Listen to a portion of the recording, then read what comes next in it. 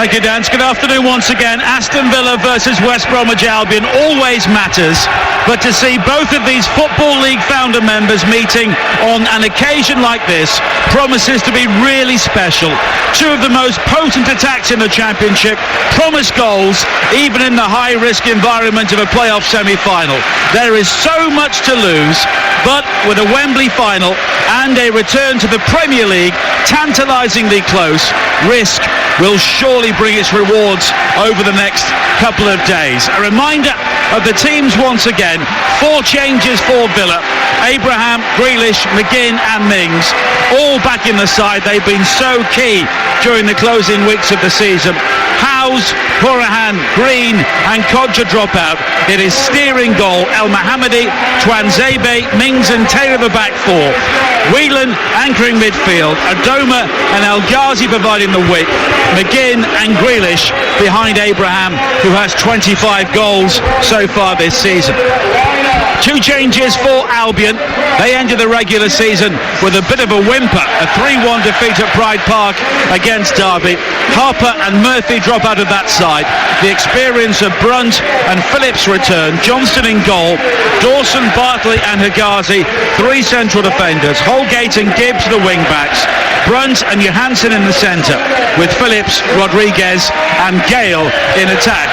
Gale and Rodriguez have 45 goals between them so far this season. The 2 benches for Villa, the goalkeeper is Kalinic, Kodja, Green, Davis, Jedinak, Hourihane and Howes. For West Brom, the goalkeeper is Bond, Mears, Townsend, Morrison, Montero, Field and Murphy. No Robson Kanu. He starts a 3-match ban following his red card late in the game against Derby last Sunday. It is a grey, breezy day here in the second city. The atmosphere has been wonderful inside this famous old cathedral of English football for a couple of hours now. And Matt Murray, who are the key men today? Oh, well, Grealish definitely for West Brom. For Aston Villa. Jack Grealish, you know, he's such a key player. We know that, how creative he is. He's running forward more now. He's getting goals. He's creating goals. He's carried Villa right up into this promotion push. They have quality all over the pitch. Of course, Abraham with the goals he scored, but I still think Grealish is their key man. As for Aston Villa, I would say Rodriguez and Gale are their biggest threats, because obviously the goals they score, their work rate and how hard they work for the team, but also when they get in front of goal, they really do take it. So intriguing battle, exciting battle, atmosphere is unbelievable. What a setting in. I'll tell you what, it makes you miss it. And we have a Premier League referee, Graham Scott, here today, and remarkably it is his first ever visit to Villa Park, and what a time to arrive here. And good to see both teams in their home kits. Aston Villa, claret shirts, white shorts and sky blue socks. West Bromwich Albion in their dark blue and white stripes, blue shorts and blue socks. And both teams are being made to wait by television at the start of this game, and that just cranks up the atmosphere even more. A crowd in excess of 41,000 here today. It is the 170th meeting between Aston Villa and West Bromwich Albion. A blast on the whistle and the Championship playoffs are underway. Madness is guaranteed over the next week or so, and they're only here live on Talk Sport. As a long ball is played forward over the top for Aston Villa in the opening seconds.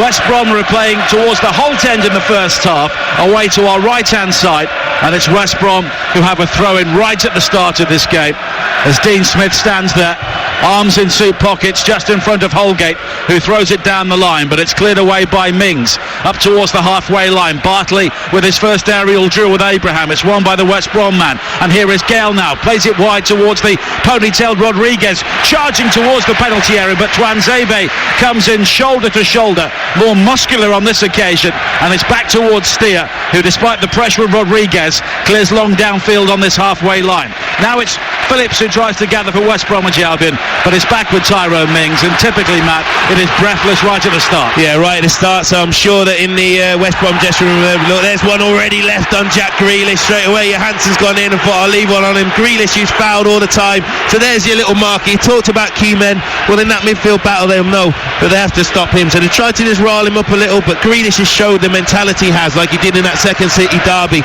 West Brom will be thinking, come on, can we quieten this crowd? Don't give them anything to keep this noise up. If they got an early goal, it'd be unbelievable. But he saw there with Tuanzebe. He surely must be thinking, I can go back and play for Manchester United. That first individual duel the he evidence won. of this season he could. Yeah, he's been brilliant. So it's about individual battles, you say. Listen to those noise levels. And yeah, it started at a good tempo. Both of Villa's central defenders on loan. Tyrone Mings, of course, from Bournemouth.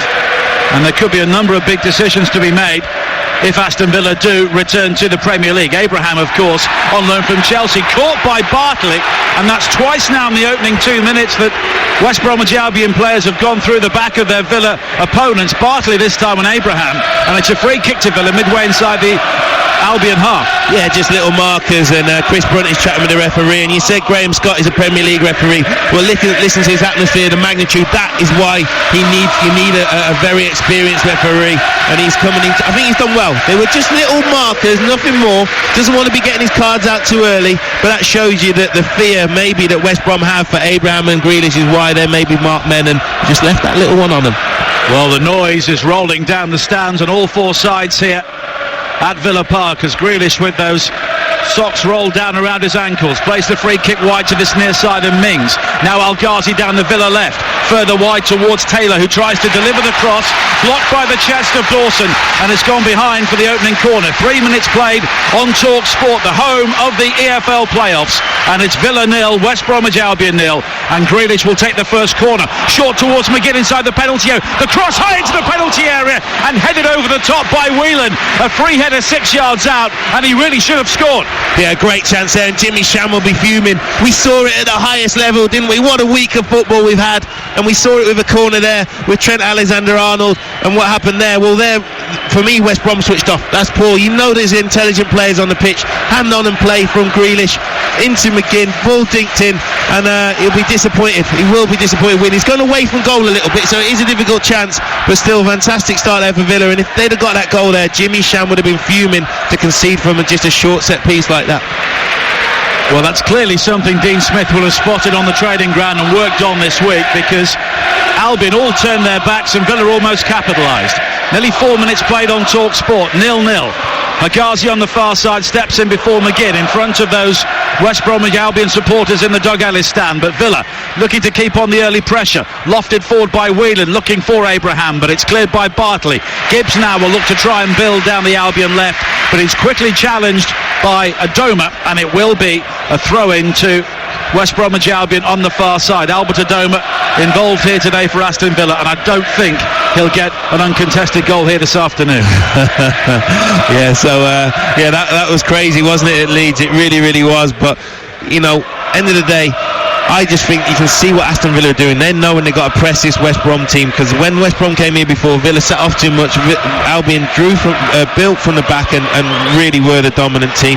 Now El Ghazi looking to turn midway inside the Albion half. His run has been tracked by Phillips, but McGinn quickly takes over. What a signing he's been, made of course by Steve Bruce at the start of the season. Now Grealish wide towards Taylor on the left, back in field towards McGinn again. The cross lofted in towards the far post. Adoma wasn't picked up, but the flag belatedly does go up for offside. He was in behind Gibbs, but just jabbed the cross high over the crossbar. Yeah, he'd gone too early there, Adoma. He'll be disappointed because he can look across the line. He didn't need to go that early. He should have just arced his run a little bit more, but again, good vision from Aston Villa. Great ball in. You can see that they know West Brom are going to hold this line, so can they get those runners from out to in? Very, very hard to mark. Do you go with your runner? Do you pass him on?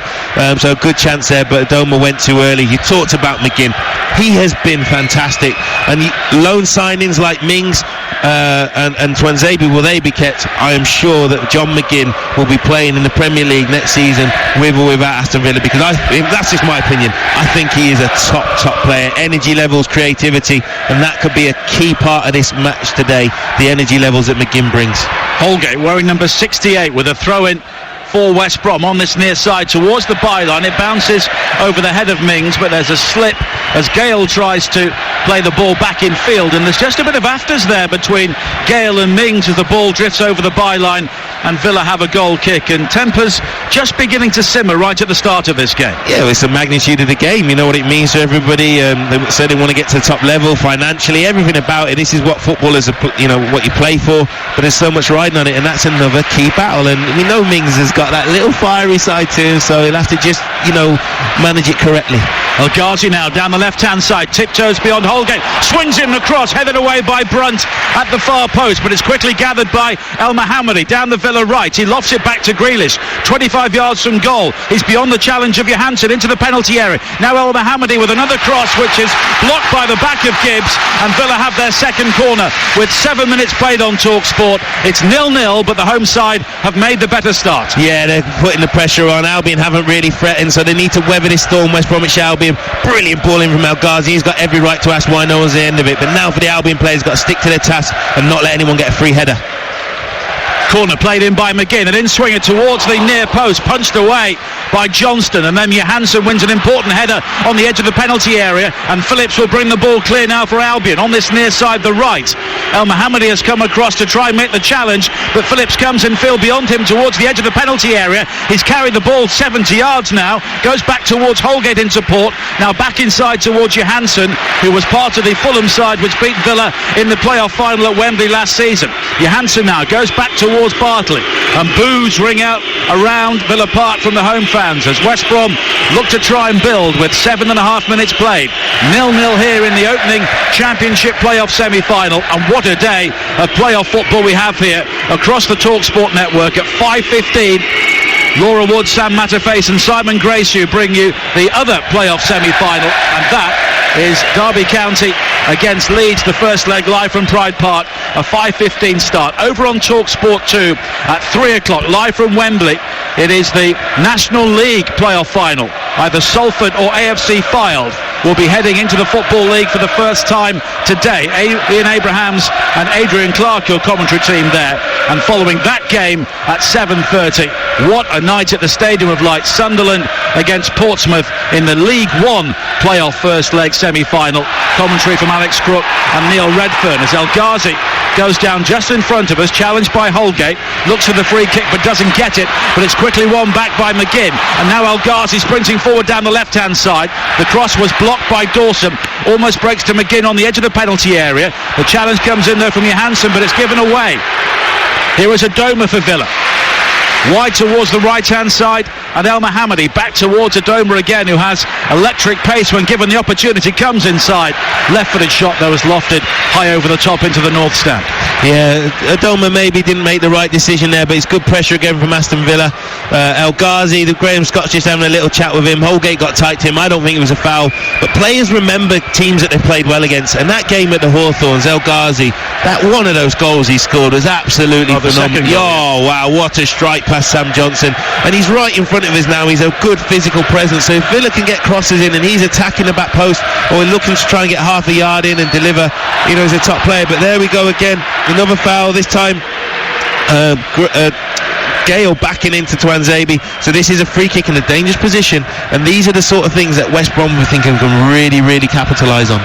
Well, they've been up against it so far inside the opening 10 minutes of Villa Park, but it's still goalless here as the dark grey clouds begin to bank up behind the Holt End away to our right-hand side. We've had intermittent rain and sunshine throughout the day as the sun breaks through the clouds once again here, illuminating the half of the field which Sam Johnston is currently defending. It's a lunchtime kickoff, and already the floodlights are on here at Villa Park. Brunt is over the free kick, left-footed, high towards the far post, and in the end Steer has lost it. It's played back into the penalty area, and it's cleared away by McGinn, and there was no communication there at all inside the Aston Villa penalty area. Poor free kick from Brunt, and Steer still dropped it.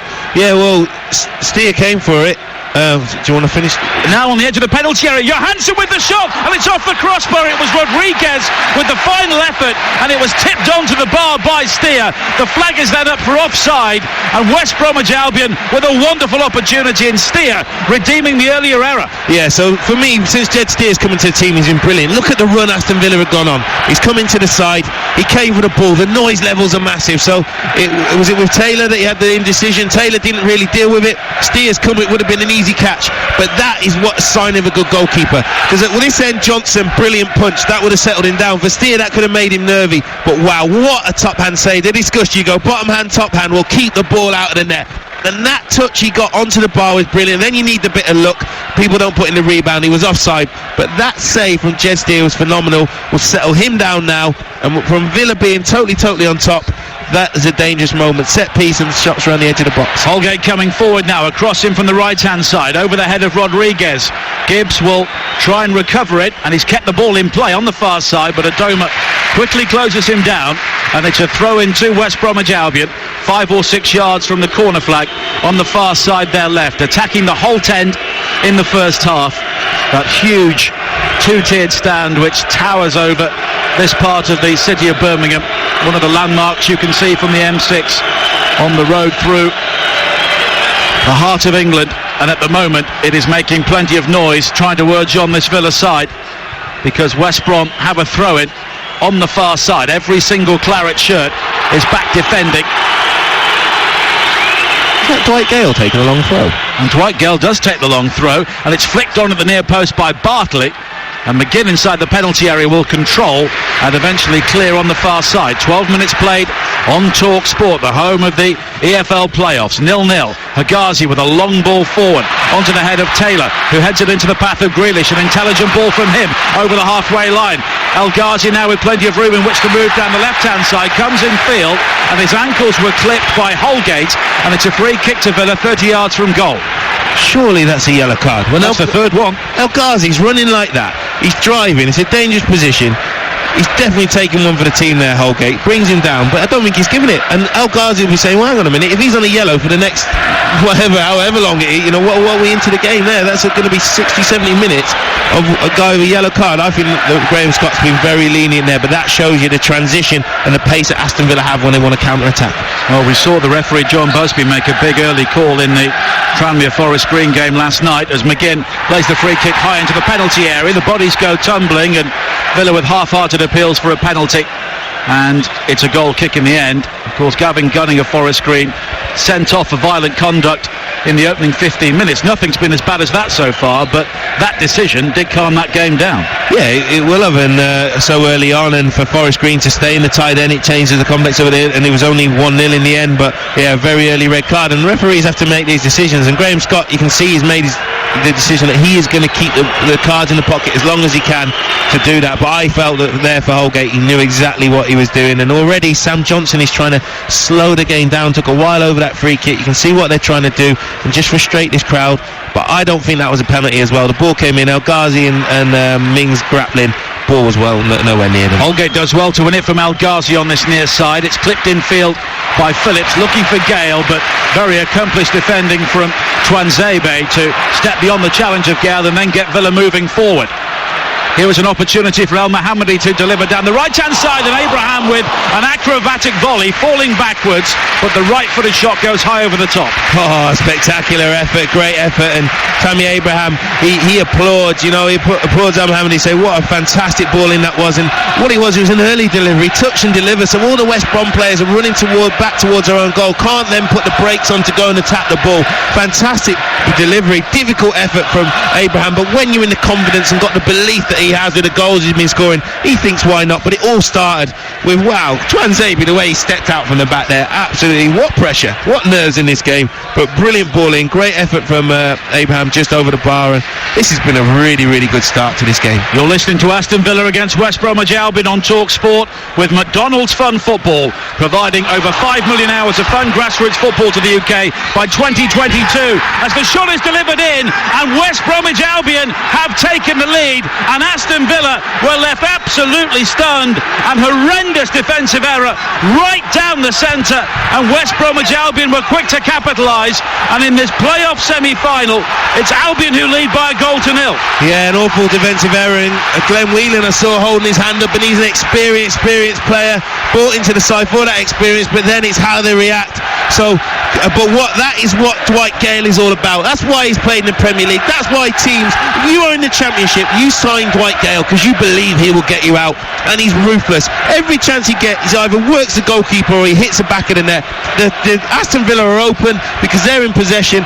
Gale gets the ball, he drives in front of that whole end, wow, is he calm, is he collective, and he fires a ball left-footed to the left of Jed Steer. He stands no chance. A massive moment for West Brom. Now how do Aston Villa react? But that's the part of West Brom's game plan. Contain, be compact, and then in that transition be clinical. And wow, Dwight Gale was very clinical. Dwight Gale's 24th goal of the season, and it's the opening goal of the Championship playoff semi-finals. And it's West Bromwich Albion who lead here. A side who often give opposition the opportunity to score, but they are so potent themselves. Only Norwich City scored more goals in the Championship this season. And Dwight Gale again, another loanee from the Premier League, showing his value. Wow, and listen to those Albion fans now, they're all singing. Villa Park's a little bit stunned, and it was a mistake, and that's what it is. It's sometimes a bit of magic that we nearly saw with Abraham, then it can be a mistake, but the top strikers, their senses are so homed in, and that's what Gale's been doing all season. Now Abraham tries to cross in, Gibbs with the challenge, but it's won back by Rodriguez, who quickly plays it in field, but it's cut out by Taylor. Taylor now wide towards Grealish on the left-hand side, comes in field beyond Dawson. Grealish is still going, down on the edge of the penalty area. El Ghazi with a shot, which was deflected by Holgate, and it's a really good save by Johnston, plunging away to his right-hand side at the near post. Yeah, well held there by Sam Johnson, but the challenge is right in front of us on Grealish. Definitely not a foul. Ball was won, but then El Ghazi straight onto it, deflected effort and skipped up as well. But Johnson didn't only get to it, he held it to relieve the pressure, because that could have been another corner, and then strikes it right upfield. And you can just see that Albion's tactics are different earlier in the season. Earlier in the season, they've always tried to build from the back, maybe invited the press a little, but now sometimes like there, Sam Johnson's put his foot through the ball. But how do Aston Villa react? They had been the better team. Yes, West Brom had hit the bar, but all in all, Villa had more of the ball, got into dangerous positions, but that's what Albion have been playing for. So it's all about the reaction. Still a lot of football to play. 17 minutes played, Aston Villa 0, West Bromwich Albion 1 on Talk Sport, the home of the EFL playoffs, and Villa here yet to really rediscover their composure. And there are words between Richard O'Kelly, their assistant manager, and the fourth official down there, Simon Hooper. There was a late challenge on Mings as the ball just drifted out of play on this near side, but only a throw-in is given, and now it's hacked clear downfield by Taylor once again. Albion won here by 2-0. During the regular season, it was a 2-2 draw before Christmas at the Hawthorns, with the late goal, the hand of Rod, when Jay Rodriguez punched the ball in during injury time to equalise for Albion after El Ghazi had twice put Aston Villa into the lead. And here is Taylor once again. And neither of these sides have great playoff history, of course. Villa lost out to Fulham in the final last season in their first experience, and at this level Albion have been beaten by both Derby and Bolton. Their only success in the playoffs came when they were in the third tier back in 1993, when they overcame Swansea and then Port Vale in the Wembley final. Here is Mings coming forward now for Villa in the sunshine, wide towards Whelan, who made the mistake for that goal. Quickly seized upon by Dwight Gale and finished superbly. At the moment, Villa look like a side who just have to ride the punch. Yeah, they do, and they're going to have to now break down this West Brom team. And when we saw the formation, it was a 3-4-3, if you like, back five at the moment. You know, both wing backs are right back in there, and that's what they're going to do. And now it's going to be like a 5-4-1, and Aston Villa are going to have a lot of the ball but break them down, and then West Brom are going to look to counter. Rodriguez plays it in field towards Gale, now wide to this near side, and Phillips. Rodriguez is the only player forward in a blue and white striped shirt, and the ball down the line from Phillips doesn't find Rodriguez, and it's gathered by Steer. And Matt Phillips had such a good opening half to the season, but he was injured on New Year's Day and has never quite been fit since.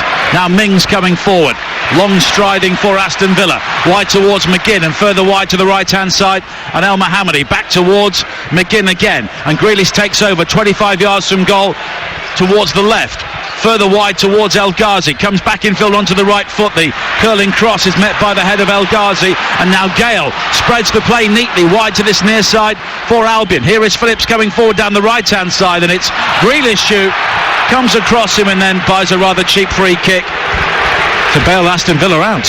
It was a free kick though, but a good play from Grealish tracking back. You mentioned Phillips, he is good, he's been brilliant for West Brom when he plays, but having him back fit, and if he can do that powerful run, and I worked with him at Blackpool, fantastic lad, excellent pro, has quality going forward, can carry the ball but also works really hard. But good tracking back from Grealish. But West Brom are just going to sit in now and say, break us down, and if you make another mistake, we'll try and punish you. Rodriguez is going to have to work hard pushing up front. He's quite isolated now, but this is definitely like a 5-4-1 when they're out of possession. And go on, Aston Villa, break us down. 21 minutes played on Talk Sport. Albion lead by a 1-0 in the match between the two sides, who finished 4th and 5th in the championship table. And 5th place has been more successful than 4th in playoff history when it comes to getting promotion. Villa are the 11th side to return to the playoffs after losing in the previous year, but only 3 of the previous 10 have gone on to actually gain promotion. West Ham, the last ones to enjoy that, back in 2005, and 6 of that 10 lost out in the semi-finals during the second year. And if Aston Villa don't get promotion this season, it will almost feel like relegation for either of these sides. Yeah, it would be massive, but especially for Villa now. They've had a few years down, and with this FFP, and you saw what happened to Birmingham City, and how you have to stay strict to it, and some big hitters here. There's some top players. Grealish, surely he'll be going if they don't go up. McGinn, they won't keep the likes of Twanzebe or Mings as well, so it'll be a lot of transition at Aston Villa if they don't go up. Grealish coming forward now again. Tries to poke it through towards McGinn on the edge of the penalty area. Whelan heads it forward. Abraham was very sharp there. It was a half chance inside the penalty area, but Johnston was very alert to the possibilities and swooped on the ball before Villa's top goal scorer. Yeah, these Aston Villa fans know how good Sam Johnson is. He got a nice round of applause when he went to his goal before kick-off. Now they'll be right on him, and if he keeps slowing the game down as well, they'll get a bit frustrated with him. But good starting position from Sam Johnson, good high line from West Brom, and that's what the goalkeeper then has to do, is protect the space and be on it, and he got on the ball, and then good distribution as well. So Sam Johnson, although Villa have had a lot of the ball, he had that one save, but you'd still expect a keeper of his quality to make it. They haven't seriously tested him, even though they've got into good areas. Well, he kept 20 clean sheets for Villa last season, with only 9 so far in the current league campaign for West Bromwich Albion. There were 145 goals in games involving West Brom this season, an average of over 3 a game, and there were plenty of 3-2s and 2-2s as well. They've been very entertaining to watch, but of course maybe a bit too open at times, which is why Darren Moore lost his job. It is why he lost his job, but he's obviously given a blueprint to entertain more. Here is El Ghazi now, streaking forward down the left-hand side for Villa, deep inside the penalty area. Excellent defending though by Bartley, and it's a goal kick in the end. El Ghazi seemed to do everything right, slaloming through the challenges, but Bartley came across and ensured that El Ghazi went no further. But Bartley's a fantastic footballer, but since he's come into West Brom, a lot of the West Brom fans have said to me his levels haven't been at it. He hasn't played many minutes, so he's coming in now at a time, the business end of the season, but there he showed why he has moved for big fees in his career, because he tracks El Ghazi all the way. He's quick, he gets there, but I'm sure that is a corner. He got across him. I thought he got the last touch before it went out of play, but still excellent defending from Bartley to stop El Ghazi, because when El Ghazi gets up speed in those positions, he can be very dangerous. And in the second one-day international at the Ageas Bowl, England are currently 159 for 1 in the 27th over. Jason Roy is 76 not out. And the cross delivered by El Mohammadi into the penalty area down the right-hand side. Johansson missed it. It almost fell to Grealish, but Dawson nips in to clear for Albion. 24 minutes played. West Bromwich Albion leading here by a 1-0. Dwight Gale scoring following a defensive area. Now Dawson almost gives the ball away. He does.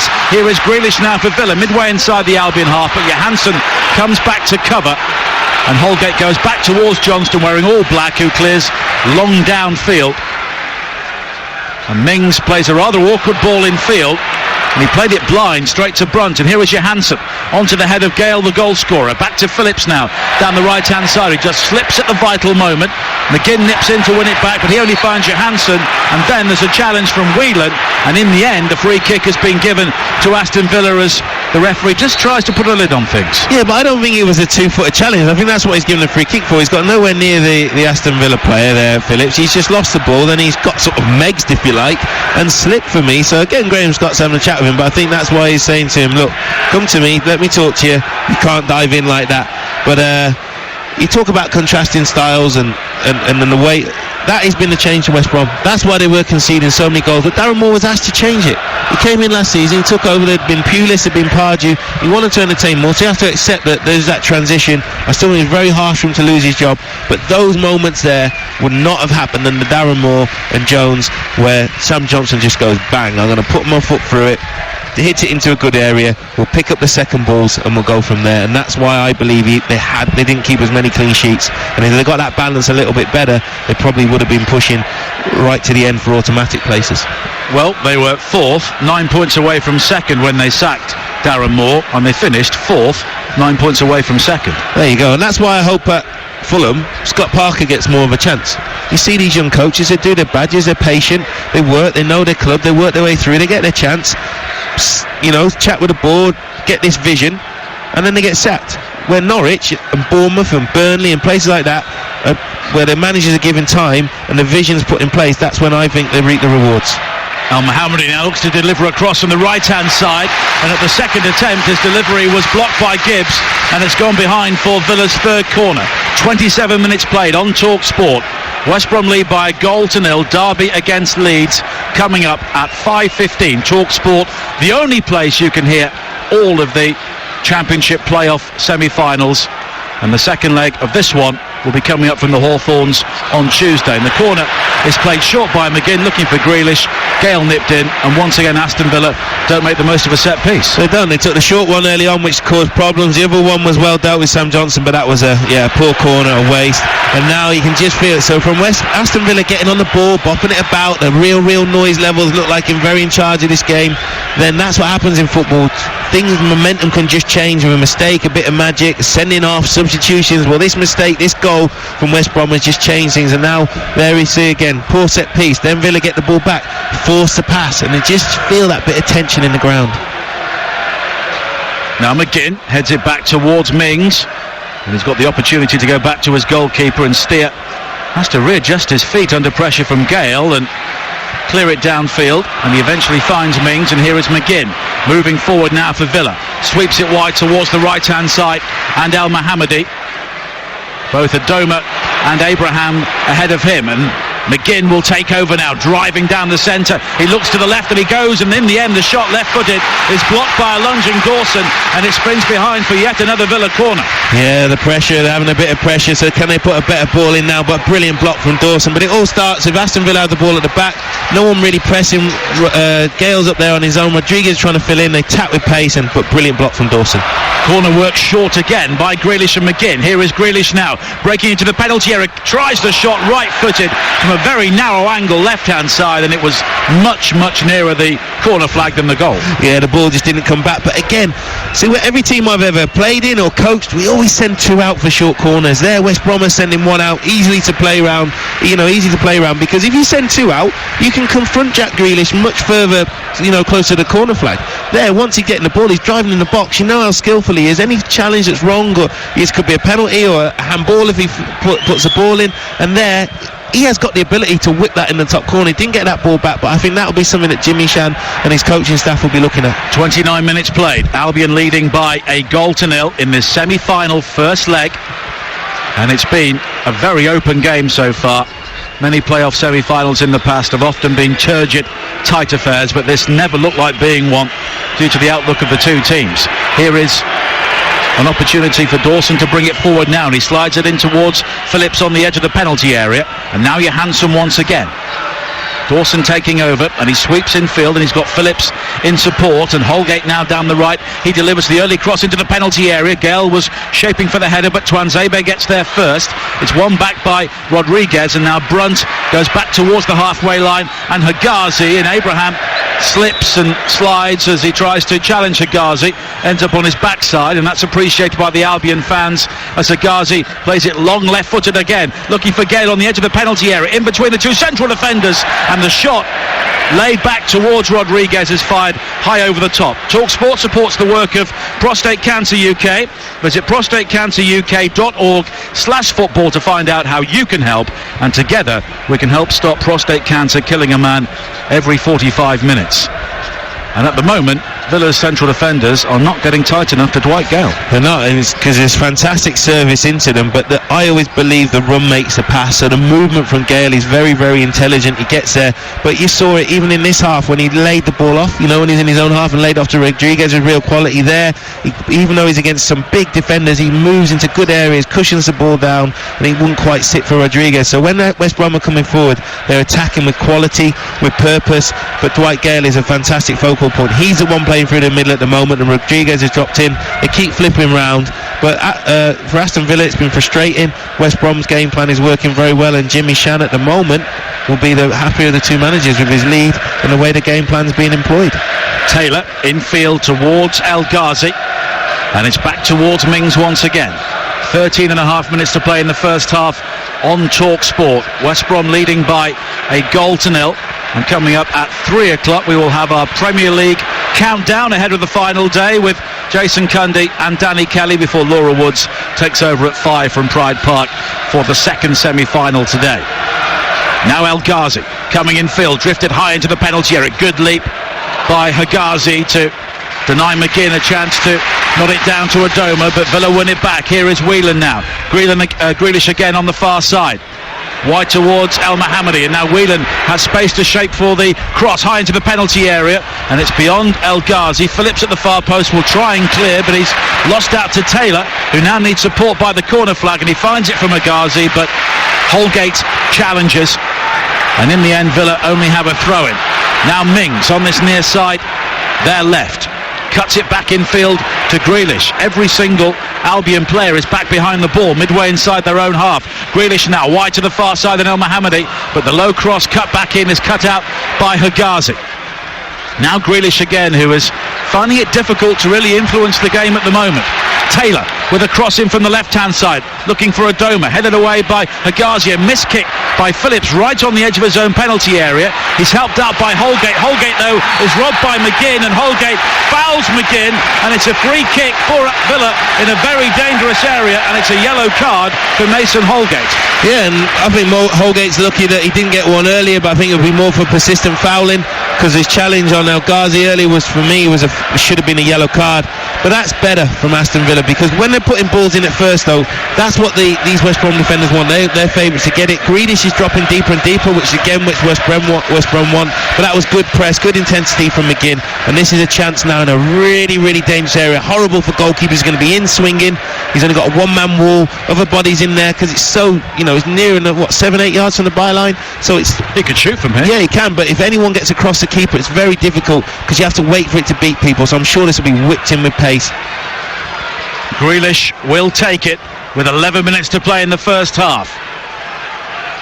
Dwight Gale is the one-man wall for West Brom, and Grealish in towards that near post area where it's met by Brunt to clear for Albion. Adoma controls, almost gives the ball away to Johansson, and now he does give the ball away, and West Bromwich Albion can break it. Phillips inside the centre circle, all the support to his right-hand side, including Rodriguez and Gale, and the cross in the end is deflected behind, and a corner has been given, and West Bromwich Albion not really making the most of that. Phillips went to the left, had it gone to the right, Albion were in. Yeah, he was. Part of that is good defending, though, from Aston Villa. They made the initial mistake from Adoma, but then the reaction, those claret and blue shirts, to get back into shape, get back in. The recovery runs were proper sprints, and they managed to keep shepherding West Brom to their left, to Aston Villa's right. Because as you say, if it had come to the West Brom right, I'm sure Jed Steer would have either been picking the ball out of his net or having to make a save. But from one free kick to the other now, really, really dangerous position just before half time. Phillips will take it, whipped in towards the near post, unchallenged header away by Taylor into the Holt end, and it will be another corner kick here for West Bromwich Albion. And a second goal now could be the key one in the tie. Oh, it could be really, really important, and then changing half-time team talks massively. But you see this is the modern game, the pace that teams counter-attack with, and then set pieces when teams are evenly balanced are so important, and West Brom traditionally have been a real threat from set plays. Phillips with another corner for West Brom. Flicked in towards that near post area. Bartley was challenging, cleared away as far as Johansson, who was shaping for the shot, but it never arrived. McGinn will try and bring the ball clear here for Villa, but Johansson with a good recovery challenge to go all the way back towards Sam Johnston. 20 yards outside his penalty area. The goalkeeper with a long right-footed clearance downfield. Gale does well to win it. The goal scorer so far for West Bromwich Albion. Now Holgate back towards Johansson, and Chris Brunt directing the traffic tells him to go all the way back towards Hegazi. And here is Gibbs on the left-hand side, and West Bromwich Albion at the moment in control of this semi-final, but a goal could change anything, and Brunt has given the ball away to El Ghazi. Coming forward now down the left-hand side for Villa. High cross towards the far post. Ghazi with a very clever defensive header, just glancing the ball away using the pace of the cross towards the far side, but it's gathered by Grealish, and the cross is whipped in. There's a double deflection of Phillips and Gibbs is able to clear, and neither side defending with any real conviction at the moment. Twanzebe has given the ball away. Here is Phillips now down the Albion left, back towards Gibbs again. 9 minutes to play in the first half on Talk Sport. West Bromwich Albion leading at Villa Park by 1-0, and the only goal coming from a defensive error, and there are plenty of nerves on both sides as Johansson tries to spread the play with a ball wide to this near side, looking for Holgate. It was behind him, straight out of play. Yeah, out of play, but El Ghazi there, he got that run at Dawson, and it came from the West Brom corner this time, and the way, the power and the pace he attacked, El Ghazi puts a good ball in, but Abraham had made that run across the front post, and El Ghazi, the centre half. Hegazi and El Ghazi. Yeah, it's getting very confusing for me. But he's not always great at bringing the ball out of play, but he does put himself in good defensive positions. Now Taylor down the left looking for El Ghazi, but Holgate with a very perceptive interception on the edge of the penalty area. He tries to clip it down the line for Rodriguez, but Grealish gets in there. There was maybe a wrap on the Achilles there from Rodriguez as Grealish plays the ball in field. And here is Twanzebe coming forward now for Villa again, and it's a dreadful ball from Twanzebe. He's really lost his passing radar in the last 5 minutes or so, straight out of play, and it's a throw into West Brom on this near side. Yeah, I think he thought that Grealish was going to continue his run and drop the ball into his path, but yeah, it's well out of play, overhit. We're on different wavelengths, and now West Brom can just take the sting out of the game a little bit, slow it down again, because it got a little bit stretched the game. But yeah, Hegazi, as far as defending balls into the box, he's very, very accomplished at that, but I still think sometimes he can set traps on him when he brings the ball out of play. Yeah, he's much better equipped with the ball coming towards him than when he's got to deliver. Yeah. Here is Taylor back towards Mings, and Aston Villa looking to build again with 7 minutes to play in the first half here on Talk Sport. Whelan wide to the far side, and El Mohammadi down the right. The early cross into the area.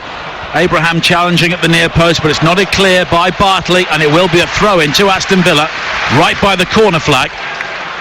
And El Mohammadi will take it in front of those West Bromwich Albion supporters taking up their full allocation in the Doug Ellis stand on the far side. And it goes all the way back towards Mings, who is the final man for Aston Villa, 10 yards inside the Albion half.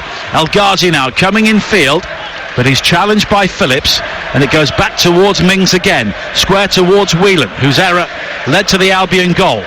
Now wide towards the right-hand side once again. El Mohammadi infield towards Adoma, and Aston Villa are not really getting behind West Bromwich Albion with any real purpose at the moment, and they're heading back towards the halfway line now as the press gradually moves up the field from West Bromwich Albion, and that's good play to force the error from Gibbs, and it will be a throw into West Brom on the far side. You're listening to Aston Villa against West Bromwich Albion on Talk Sport with McDonald's Fun Football, providing over 5 million hours of fun grassroots football to the UK by 2022. Yeah, I think Aston Villa are going to have to move the ball quicker.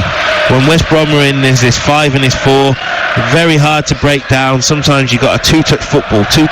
Try and get them over one side and then hit the big switch. You either need full-backs or the wingers giving you that real width and try and shift West Brom around. But at the moment, Aston Villa have not been able to break these lines. Taylor coming forward now, clips it into the area for Abraham, looking to spin, and back towards Taylor, who has not scored since Euro 2016, and his shot on the edge of the penalty area almost goes out for a throw-in, but Villa do well to keep it in play. Here is Whelan, back towards Grealish in a central area, 25 yards from goal, but Johansson very quickly out to him once again. McGinn takes over on the edge of the penalty area with his back to goal, and Grealish now will try and drive forward into the box. Taylor providing the width down the left-hand side. The cross, though, is driven low and it's cut out by Holgate, and he will clear, but it will come straight back as Mings gets there before Gale, and Villa will try and build again. And it's harsh to say that Villa at times looked stale last season. They got 83 points, but they lack pace at times, and this really is an echo of what we saw under Steve Bruce 12 months ago. Yeah, I think that sometimes they did struggle to break teams down, get Grealish in the position, get him on the ball, hurting people, and that's where Aston Villa are at their best, when they can get Grealish higher up the pitch, get him forward, breaking lines. But you have to credit West Brom. They've got their game plan, they're sitting in, so, but you'll definitely be frustrated, but this could be a big blow to West Brom at the moment.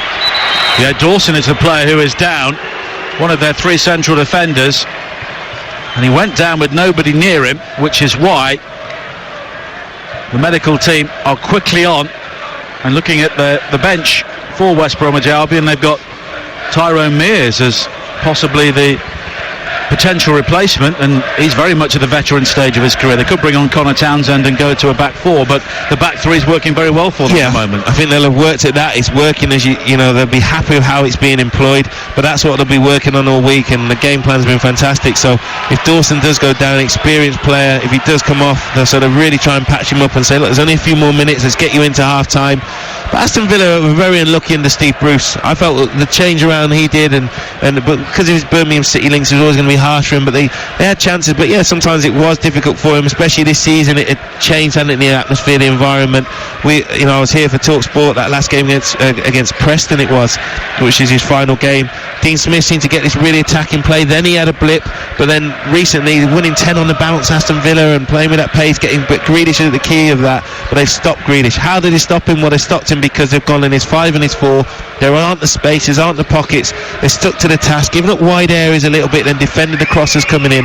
So I'm sure that Dean Smith, look, this is what they need away. A little break in play, get some information, some tactics in, but at half time I'm sure they see a change, and when they're attacking that whole end, then West Brom is going to have to really absorb some pressure, but there isn't really the space to run in behind and hurt them. So here's Sam Johnson, all in all, has had quite not an easy afternoon, but he hasn't been overly tested. 3 minutes to play. Dawson is still down. Don't forget, coming up at 5:15 we have Derby against Leeds with Sam Matterface, Laura Woods and Simon Grayson. Over on TalkSport 2, full commentary on the National League playoff final. Salford against AFC Fylde with Ian Abrahams and Adrian Clark. Tomorrow from 1 o'clock, Adrian Durham brings you Match Day Live round the grounds on the final day of the Premier League season. We have teams at both Brighton, Manchester City and Liverpool against Wolves to see the final destination of the Premier League title. And over on TalkSport 2, back-to-back football all the way. Doncaster against Charlton, the League One semi-final first leg at 12:15. Spurs against Everton from the Premier League at 3, and then at 6 the second leg start, and it's Mansfield against Newport from League 2. It's 1-1 from the first leg at Rodney Parade. And don't forget, Sunderland against Portsmouth, another League One first leg, is live on TalkSport 2 at 7:30 this evening, and this does not look good for Craig Dawson. No, it's his left leg, it looks like, and he's hobbling off, and he's a warrior as well. There was all the talk about him leaving for maybe Burnley in the summer. They've got him back on side. He's showed his professionalism. He's come back in. He's been excellent, but he is not moving well. Looks like his race is run. Dean Smith's wanting the game to continue, because if Albion down for 10 men for any spell, that would be great for them. But this could be a big blow. But he's going down. I don't know if they probably don't want to make the decision too early. But the way he's moving, Dawson, you do fear for West Brom, and things like this can be a big change. You saw it in the Liverpool game. Van Alden came on. Wow, what a change he had. So these things that, maybe they're meant to be. So for West Brom, he's getting treated. I didn't see what happened to him. He just went down in the play. Just went down. So they need treatment. They're really, really trying to work with him. Jamie Smith, Reed and all that are talking down there. But I think it could be a substitution here. We're into the 45th minute at the end of the first half here as Taylor shepherds the ball towards his goalkeeper Jed Steer on the far side. In the cricket, there's a rain delay in the second one-day international. England 170 for 1 in the 29th over. Jason Roy 83 not out. Joe Root has 28. The man to go, Johnny Bairstow, and he made 51.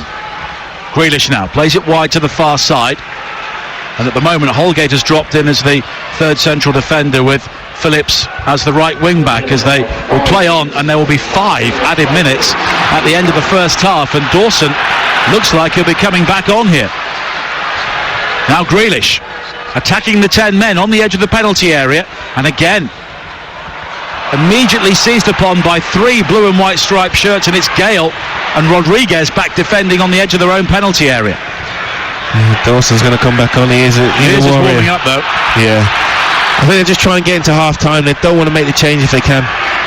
Now El Ghazi coming forward down the left hand side, looking to tease Matt Phillips, who is filling in at the moment. Gale is also back there trying to help him out. All out defence for West Brom as we head towards half time, as Dawson returns. The cross delivered in by El Mohammadi on the far side, but Rodriguez is able to clear, but only as far as Grealish. West Bromwich Albion leading here by a 1-0. Grealish coming forward again, finding McGinn on the edge of the penalty area, onto that left foot, but he can't fire the shot in. He tries to take on Gale, he goes down, but the ball breaks kindly for Mings. Mings with a low left-footed shot, and it's a comfortable save for Sam Johnston on the edge of the 6-yard area. It is a comfortable save, but it's come through bodies, and they're the signs of top goalkeepers. You keep your concentration and everything sticks, because he knows if that comes off him in any way, there's Tammy Abraham, who have followed in all season. That's where some of his goals will have come from, little tap-ins, but as you say, he made it look easy, but when on a greasy surface just before half time, good handling from Sam Johnson. But Mings there, well, I thought he was going to have a Vincent Kompany moment for a second there, but yeah, that wasn't quite as spectacular. But Dawson's back on, and West Brom will be desperate to get into half time. At first I thought the way he was moving, it was maybe his left leg, but then the way he sort of dealt with him is he's been feeling a bit ill, maybe, I'm not sure. But anyway, Dawson's key for West Brom. You can see that by how much they're desperate to get him back on the pitch. Now El Ghazi cutting in field down the left-hand side, finding Taylor on the overlap. Can he deliver the cross? Dawson slides in. The ball actually stays in play, bounces on the byline, and Graham Scott, right on the spot, has given the goal kick. Yeah, he was right there. Good positioning from the experienced referee. And he could tell that was a goal kick, I'll never know. I don't know, but Taylor hasn't really argued. And sometimes the fact that he hasn't argued and the players are there, but Scott was right on it. It was a difficult one. Had it gone over the line, who did it touch last? But Craig Dawson, fantastic defending, because that's where they thought, let's have a little run at him, get the cross in, but he's matched him stride for stride, slid in, got the block in, and Sam Johnson again is going to boom that ball right up the pitch. And Gale is chasing, and he goes down under the challenge of Twanzebe at the other end. Gale convinced he was fouled. It goes all the way through towards Steer from one goalkeeper to another, and in the end Villa will try and clear, but Mings has given the ball away to Gale, and a back heel infield to pick out the run of Phillips, who can burst into the penalty area. Mings will come out towards this near side to try and make the challenge. Phillips just holding on to it by the corner flag, tries to win a corner, and in the end has to settle for a throw-in. Yeah, I'd like to see that again with that ball over the top. We saw Leicester score a goal against Arsenal, just one big goal kick over the top. Vardy scored, and I thought, looked like Gale was in there, and I thought Twanzebe had arms over the top of Gale. Could have easily been a foul. If he had given the foul, then Twanzebe would have been in trouble. Ref waved it away, but then sloppy play from Tyrone Mings, good pressing again, Phillips running in, and you keep saying it, if they get that second goal before half time, whoa, that could be very, very damaging. Gale with a long throw in towards the area, and Steer gathers at the second attempt, and he quickly clears long downfield, looking for the pace of Abraham, but Dawson did very well to judge that, just nods it out of play, and it will be a throw-in to Aston Villa, deep into first half added time here, trailing by a 1-0. El Ghazi losing out to Holgate, then wins it back momentarily before Dawson makes the challenge, and Villa have another throw-in. Grealish infield again to pick out Whelan inside the centre circle, and Villa have done plenty of sideways and backwards play so far as they look to try and prize this West Bromwich Albion defence open. Grealish with the long diagonal ball, doesn't do it on this occasion because Holgate heads it straight back to him.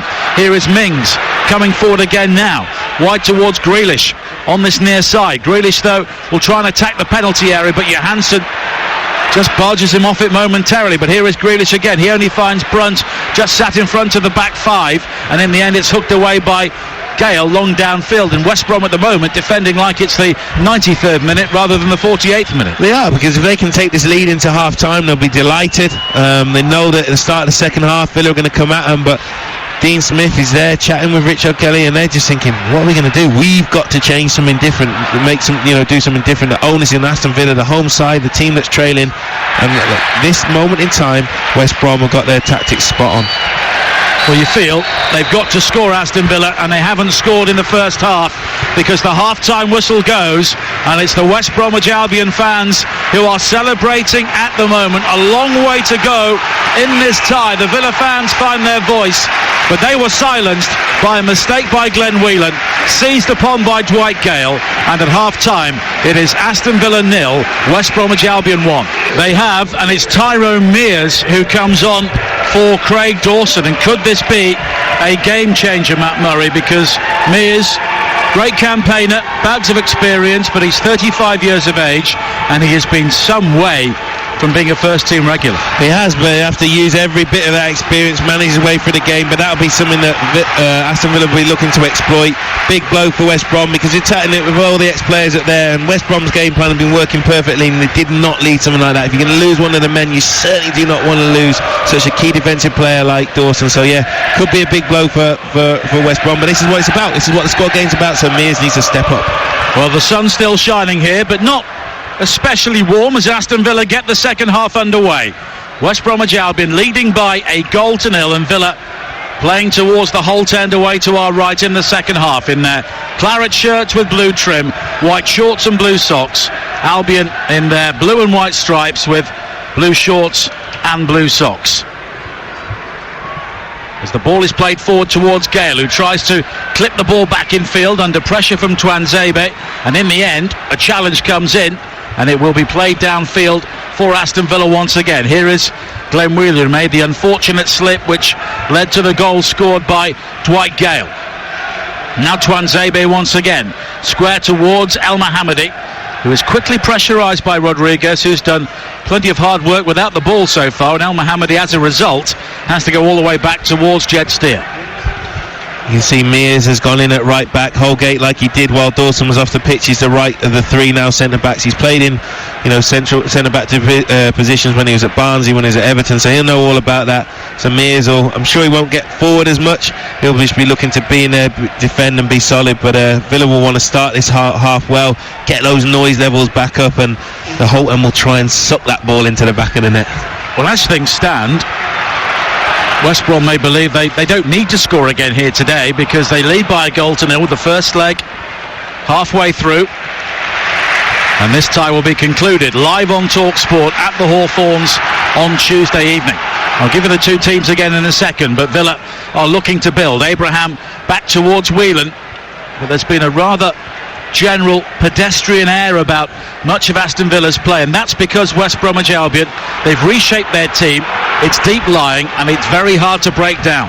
Yeah, there's no space to run in behind, and that's what they like, midfield runners. McGinn, there's O'Ghazi sliding in the back. It was that Odoma there that he slid into the back of. Could be I think he lost his footing, but that should for me be a yellow card. Can't go through the back of somebody like that, and those things again raise the noise level. Is going to be a free kick in a dangerous position. But West Brom at the moment, they haven't left any space in behind or any space in between the lines, and that's why Grealish has found it so difficult to get on the ball, or McGinn, and make forward runs.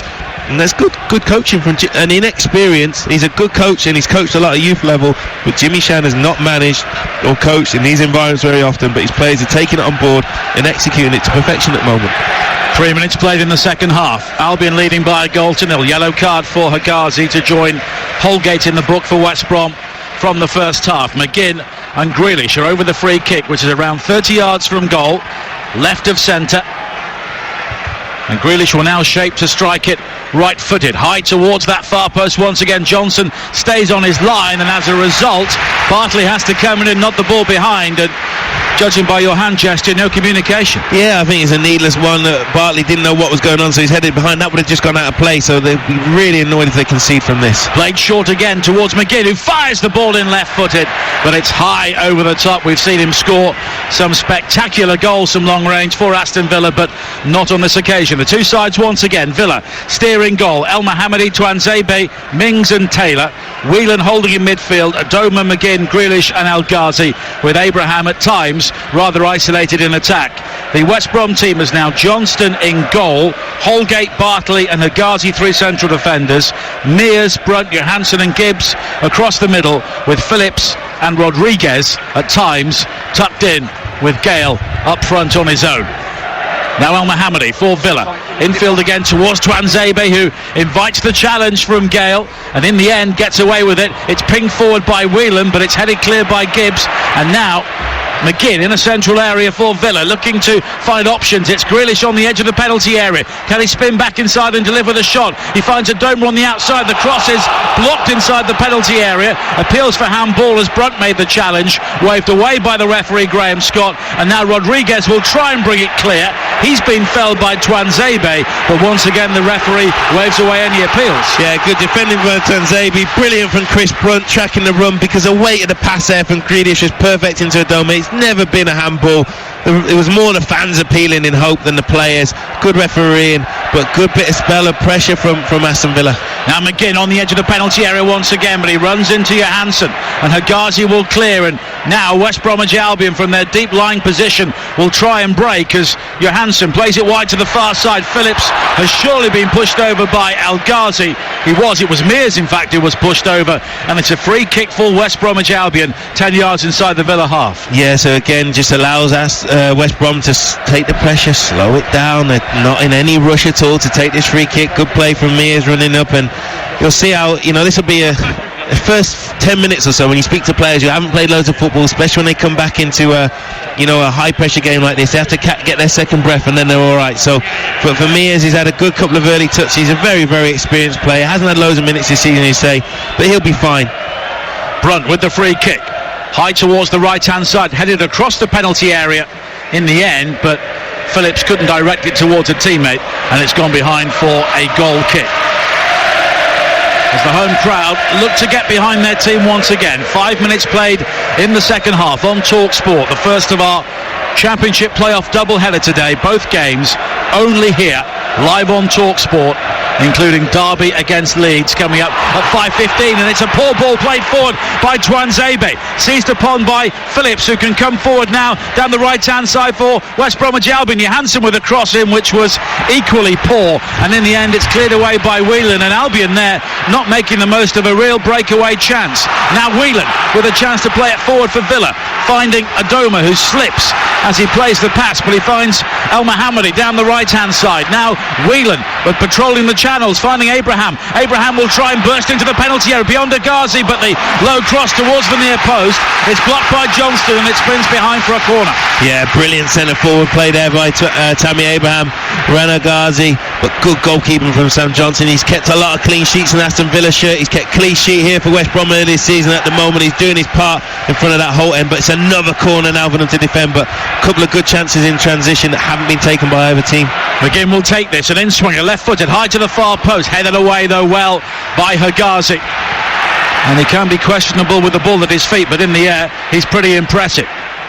Now Abraham outside the penalty area, checks back onto his right foot, high cross into the penalty area, headed away by Hegazi, and really again Johnston should have come to claim, and a long ball is played forward for West Bromwich Albion. Gale will chase, and Steer comes outside his penalty area to nod the ball away. Yeah, so poor communication again, Hegazi, and well, I say poor communication, sometimes it's a noise level. No communication. Yeah, but you do give a big scream in that goal, and they just don't hear, and then you don't mind if they head it to a good area. Adoma now with a cross in down the left hand side for Villa, and it's charged down by Bartlett, and it's another corner for Aston Villa, taken very quickly. Here is Grealish coming in field now onto his right foot, squared towards Whelan, low right footed shot into a forest of legs, and it's blocked. It comes out towards McGinn, now inside the penalty area. He digs out the cross, headed away by Bartley, and then further away by Phillips up towards the halfway line. But Villa look to keep the pressure on here. Grealish again, everything coming through him at the moment for Aston Villa. 8 minutes played in the second half, and they trail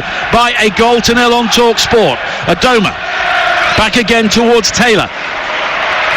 Villa being very diligent as they work hard to deliver the cross, as Taylor tries to burst into the penalty area. It goes down under the challenge of Mears, but no free kick given, and Albion now have the chance to break with their pace as Johansson plays it wide to this near side, and Gibbs on the left. Gibbs though comes back in field, back towards Brunt, slid first time into the path of Rodriguez, who turns again to find Gibbs. Brunt continues his run down the left hand side. Rodriguez was also in an onside position, but Gibbs took the wrong option, tries to find behind Brunt, and it's straight out of play. It is, and then West Brom are going to get back into shape. You could see that Sam Johnson, when Villa are having some of that pressure, was get up, you're dropping too deep on me. Sometimes I was saying about the communication, you do give a shout, but the noise levels are so high, and that's then when defenders just have to make the decision. But if they are going to clear it properly. Then there was a big clearance over the top when Gale was nearly in, but you can feel this noise level now with these Aston Villa fans, and they can sense a chance might come. Abraham losing out to Higazi on the edge of the Albion penalty area. Brunt goes back towards Holgate.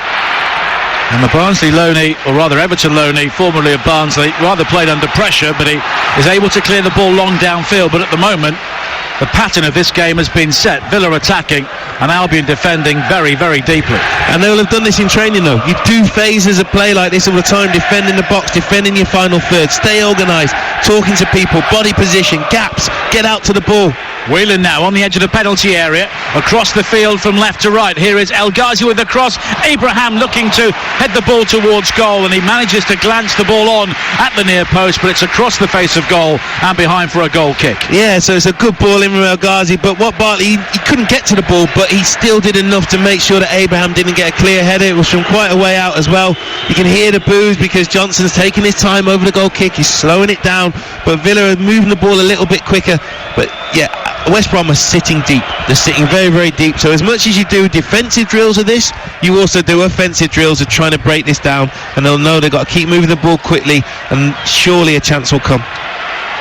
Now Mings under pressure from Gale, clears away but only finds Johansson. Now Rodriguez on the edge of the Villa penalty area. Now Brunt, and what we do know is that there are some very good technicians in this Albion team. If they get the opportunity to break, they will break with numbers and flood the ball forward very quickly. They will, and that's why they'll be frustrated when they had the chance, when they broke Villa up. In the first half, Gale took it. They had another chance that was tipped onto the bar. There, earlier on in the second half, when Johansson got on the ball, great position, bodies in the box, poor decision, but all in all, they've definitely got the players to be clinical and take them. But Graham Scott is going over at the moment, is having a word with Dwight Gale, and it's interesting seeing these long throws. It used to be back in the day with Delap and people like that. Then it became very no, but now it's sort of coming back in since Liverpool, England, and it's all the vogue again now with his long throws into the box. Gale with that long throw hurled towards the near post. Bartley will challenge, and in the end it's headed behind, and it will be a corner for West Bromwich Albion. Villa have had 70% possession so far, 12 shots, but only 2 of those have been on target. 8 corners as well, but this is West Brom's third, and Chris Brunt will be over it, which spells danger. Yeah, and again with the height coming in, you see the amount of first contacts that these West Brom players have been getting in their own box, so now offensively they'll be looking to try and make them count, and second goal for West Brom would be huge. 56 minutes played, they lead 1-0. Brunt with the corner, high towards the far post, nodded back by Tuanzebe towards his own goal. There is confusion there before Whelan eventually heads clear. Grealish will try and run the ball away. He's been caught by Johansson, and it will be a free kick to Aston Villa, and there's some stuff off the ball between El Mohammadi and Johansson, and in the end a free kick has been given, and Johansson again has done well to avoid a yellow card. Yeah, he got away from it. Him and El Mohammadi wanted the ball quickly, but Grealish winning the free kick, he's so good at he does buy fouls, doesn't he? But that deep free kick there from Brunt, and that's why he's in the team for his set piece delivery. But Abraham showed his value in the defensive areas as well. El Mohammadi looking to chase down the right-hand side, but it's Jay Rodriguez again who is back there defending. He plays an excellent ball forward, looking for Gale, who manages to chest the ball down, but Tuanzebe is a very difficult customer, and he just levers him off the ball on the halfway line, and it goes back towards Villa again. Here is Mings. So much room for him to bring the ball forward. And having seen what Vincent Kompany did the other night, I'm sure every central defender now believes they've got it in their locker. Here is Grealish finding El Ghazi, and now Whelan slid in towards the edge of the penalty area, and McGinn goes down, but then he wins it back, but Holgate comes in with a challenge, and here is Whelan once again now, wide towards the far side, and El Ghazi has Taylor on the overlap, delivers a high cross into the penalty area, headed away by Gibbs at the far post, one back by Grealish. Can he get the ball on his right foot? It's a left-footed shot, and in the end the sting was taken out of it by a deflection, and it's saved by Johnston. It was taken out by deflection, and that's what's so noticeable. Every time that Villa players get around that box, his body's coming out, flying, putting their bodies on the line, blocks coming in. Holgate made a couple of brilliantly timed challenges there, because I felt when he was at wing back, Didn't stop as many crosses as he would like, but here he's been excellent. But immaculate handling from Sam Johnson again. Little deflection, balls through bodies, but he still had to make it stick, because I think it was El Ghazi that time was there, ready for any pieces, and then he booms the ball upfield, take the pressure away again. But it's so hard for Aston Villa to break this West Brom team down. They are so well drilled, and they'll be thinking only a few more games to go, give everything, leave it all out there, and they could be back in the Premier League. Well, Dean Smith has taken off his suit jacket to reveal a crisp white shirt, so things are clearly getting serious here. 59 minutes played, Aston Villa 0, West Bromwich Albion 1 on TalkSport. Grealish looking to chase towards the byline on the far side, the Villa left, as they attack the huge cavernous Holt end in the second half here. Now El Ghazi back towards Grealish again, and El Ghazi takes over, fires in the shot right-footed, it just spins and fizzes wide of that near post. You're listening to Aston Villa against West Bromwich Albion on TalkSport, with McDonald's Fun Football providing over 5 million hours of fun grassroots football to the UK by 2022. The crowd here today, 40,754. Another sellout, the third successive sellout here. It's so impressive, and I know we mentioned it, but I've been at the Stadium of Light as well this season. I was there early for that game, Sunderland Portsmouth. Their fan bases are just frightening. This place has been rocking so many times that I've been down to Villa Park. It really is. We have an unbelievable game, and seeing the teams as well in the Champions League final, the Europa League final, just shows what a great position the English game is. Some top managers, some top players, and there's many players on this pitch now in the Championship here that could grace the Premier League. They really are, and really excited to see how this tie progresses, but so much more great football to be shown, and it's been a good game. But West Brom at the moment, they're the ones that have got the advantage, but also their game plan is working better than Aston Villa's. Guy Clark, our producer, points out that over 18 million people have attended Football League games this season, the highest figure since 1959, as Phillips chases a long ball forward for West Brom on the far side, but Neil Taylor slides in on his backside to knock it out of play, and it will be a throw-in to West Bromwich Albion as the grey clouds scud across Villa Park once again. 61 minutes played. Albion leading by a goal to nil as Dwight Gale ambles across to the far side to take the long throw, and he's going to be booked here when he turns around. And since when did time wasting become game management? Well, yeah, but it is. You want to frustrate the fans. It's time wasting. Okay, but you slow it down. But you're told to do it, and it's something that's you learn to do. But listen to those crowds you're saying, and the size of these clubs. It shows you how hard it is to get out of this division. A long throw into the penalty area from Gale, and Brunt fires the ball back in as Villa clear, and now Villa will try and break themselves, but Abraham loses out to Mears, and it's hacked into touch on this near side by Higazi, and it will be a throw into Aston Villa. Well, as Mark Cooper, the Forest Green manager, said last night, this ain't tiddlywinks. And do you know what, Forest Green, again, look at some of the managers and the brands of football and styles and what Forest Green are doing, and they've come from non-league, and they're good at game management. Yeah. Well, Grealish has been caught here by Gale, and he's just been booked, and the Villa bench are making the match officials aware of that. Gale is a picture of innocence, and Graham Scott, the referee, will just walk across here, and he has a big decision to make. Jay Rodriguez just cuts him off to have a quick word, and Graham Scott keeps the cards in the pocket. And had Gale not just been booked, would that been a yellow card? Maybe, but Holgate got away with one earlier, and that's why you need big referees in these moments. Now it's cleared away by Rodriguez up towards the halfway line, and now Gale again, and there's plenty of things happening off the ball now as Gale inside the centre circle is firmly challenged by Mings.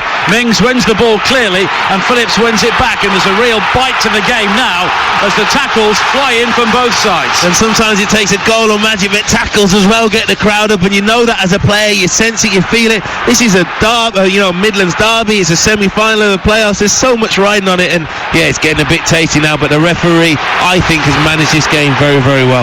Now Rodriguez slides it forward to Gale on the halfway line. Boos for him from the Villa crowd. Johansson plays it over the top, and Rodriguez is quickly on his bike on the far side, but Tuanzebe is even quicker. Plays it back towards Steer, who clears downfield up towards the halfway line. The header is won by Holgate, and now Gale flicks it back in field to Brunt, who backheels it further forward, looking for Gibbs.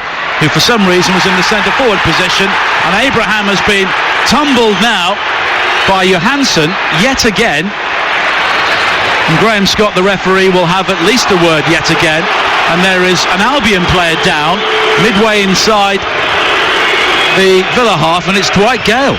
Yeah, but I don't think anyone's touched him. He's just gone down. So again, you talk about time wasting, game management. That might be a little bit more of this. He's going to get a bit of treatment. He's going to come on. There's going to be a substitution. Murphy's coming on. Yeah, but all these things can just take the sting out of the game, just drop it down, and that's what you do. But I did the game at the Hawthorns earlier. The goal went in, and Sam Johnson went down for treatment in goal because you know he's not going to go off. Again, takes the sting out of things. And look, Gale's fine now. Yeah, and there is plenty going on inside the two technical areas here. And the fourth official, Simon Hooper, must feel like a school teacher at lunch hour as El Ghazi comes forward, fires a ball across the penalty area, and Johnson is able to gather on the edge of his 6-yard box. Richard O'Kelly, John Terry, Stephen Reid, Jimmy Shand, Michael Appleton, all there and all having a say. Yeah, and Jamie Smith, who was ex-Wolves, he's there as well, and they're having their words. Because what I think they're wanting to do is Villa will be trying to know who Albion are taking off and obviously it's Murphy's coming on.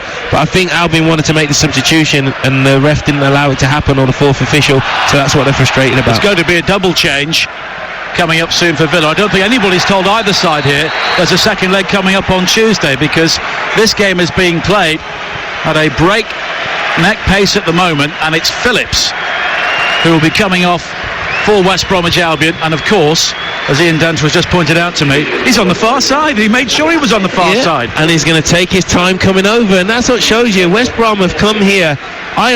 They wanted to be right in the tie. Even if they're 1-0 down or something, they'd be thinking, right, we've got a real good chance of the Hawthorns. This is two very evenly matched sides. They know what the Hawthorns and the home fans behind them. But to be 1-0 up and taking that lead to West Brom, wow, they'll be really, really fancying themselves. And they've been excellent. They really have. Well, Phillips will be replaced by Murphy. And TalkSport also supports the work of Prostate Cancer UK. And remember, in the time it takes to play a game of football, 2 men in the UK will die of prostate cancer. To find out more and how you can help, visit prostatecanceruk.org/football. Change has been made for Villa. Whelan is the first player to come off, and it's Hourihane who will come on. And Andre Green will also be coming on for Albert Adoma. So like-for-like changes, but Hourihane may give them a bit more mobility in midfield. Yeah, and he can shoot from distance. He gets forward, he scores goals, he set plays, and get around in midfield. And then Green has come on. He had a loan spell earlier in the season at Portsmouth. He's come on and scored a few important goals. I'm sure here in the 3-3 draw against Sheffield United, he got the late goal. He's a direct academy graduate as well, a direct player.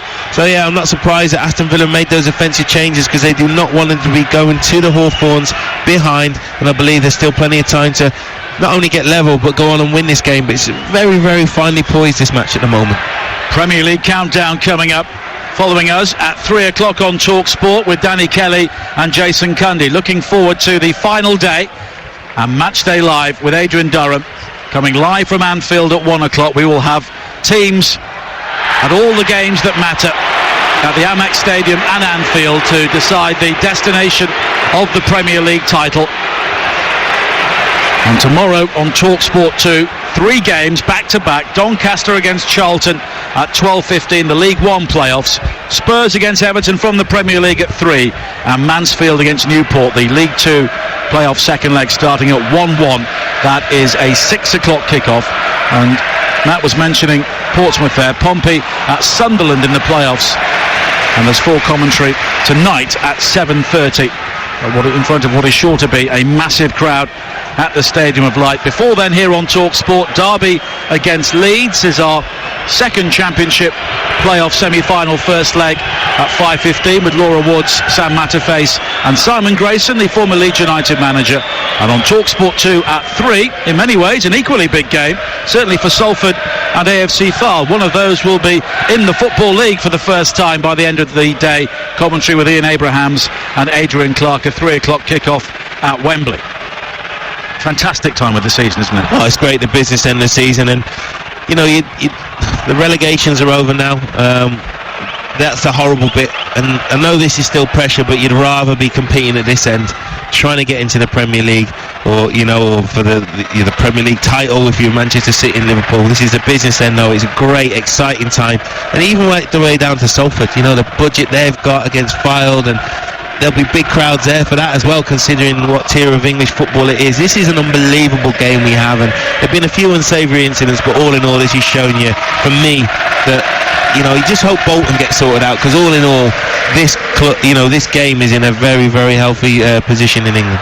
Well, there are a couple of clubs in trouble. Macclesfield, of course, are trying to sort out their financial problems, having survived in the Football League. There's a player down for West Bromwich Albion once again as El Ghazi comes forward. High cross in from the left-hand side, looking for McGinn, but a decisive defensive header at the far post from Hegazi, and it will be a throw-in in the cricket. England 2-2-7 for 3 in the 36th over. Jason Roy going for 87. Joe Root also going for 40. Owen Morgan, the captain, currently 25 not out, alongside Josh Butler, who has 15. And Dwight Gale is down again. Tyrone Mings is trying to encourage him back to his feet, and he's such a threat, but he's on a yellow card and he's playing on the edge here. Maybe it's time to get him off.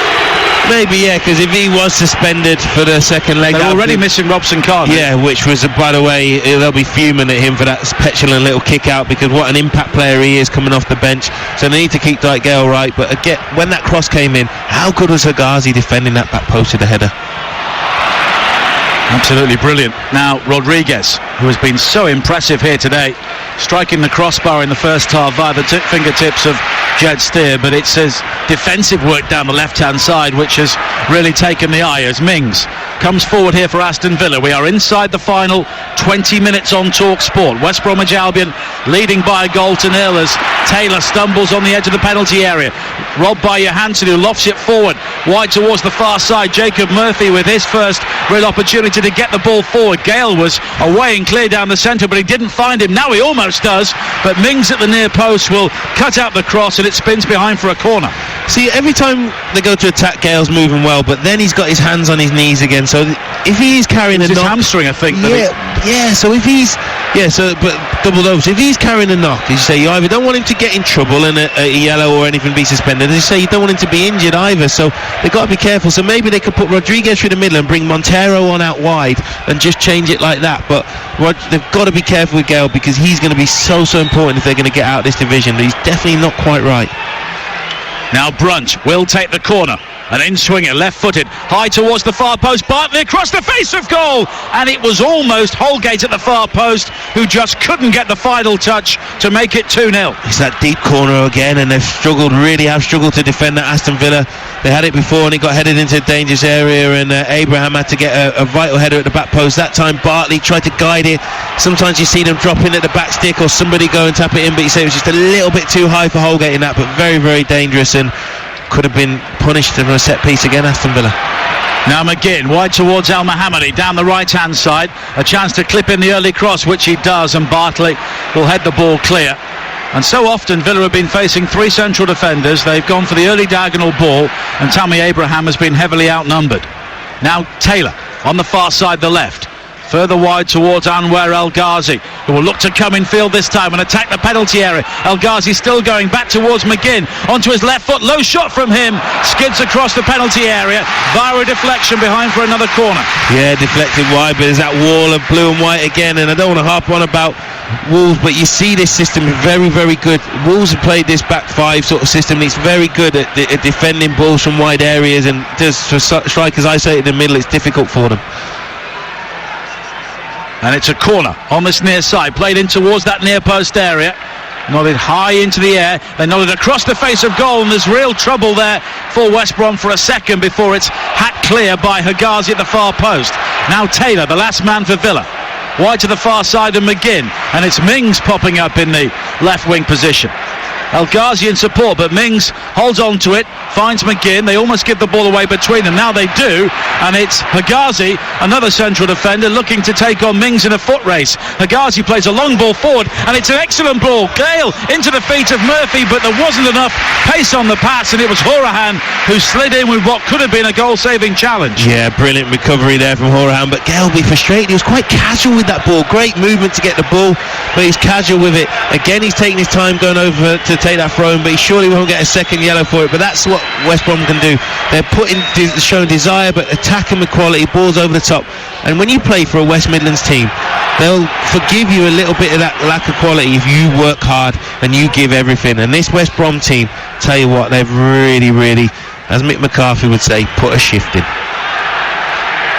And here is Bartley, swings it wide to this near side and straight out of play behind Gibbs, and it will be a throw-in. You're inviting the impression there for me and Danton, but he wouldn't bite. For the first time in his life, he wouldn't bite. Here is Horahan, finding Twanzebe, and now Horahan takes over once again. Wide to the far side, and El Ghazi, who will try and take on Mears and head towards the byline. Murphy is also helping him out on the far side, and in the end El Ghazi almost goes beyond both of them, finding Taylor, early crossing the penalty area, palmed away by Johnson towards this near side. Now El Mohammadi finding McGinn. He can cut back onto his left foot, but he finds Grealish. Grealish now forced wide again onto his right foot, comes back in field, and it's Horahan who drives it, and Aston Villa have the equalising goal. Conor Horahan with such a crucial moment in this playoff semi-final.